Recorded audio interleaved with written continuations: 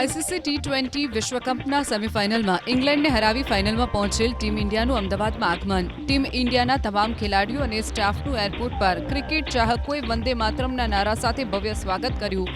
તાજ હોટલમાં team India રોકાણ કરશે. 8 માર્ચે નરેન્દ્ર મોદી સ્ટેડિયમમાં ભારત અને ન્યૂઝીલેન્ડ વચ્ચે ફાઇનલ મેચ રમાશે, જેને લઈને અમદાવાદમાં ભારે ઉત્સાહ જોવા મળી રહ્યો છે. વિશ્વકપની ફાઇનલની ટિકિટ ઓનલાઈન ન મળતા ક્રિકેટ ચાહકો સ્ટેડિયમ પર પહોંચ્યા છે.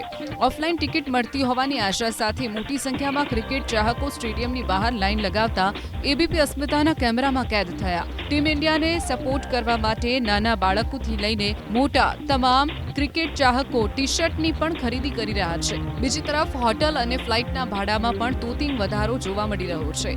મુંબઈથી અમદાવાદની ફ્લાઇટનું ભાડું 22,000 પહોંચી ગયું છે.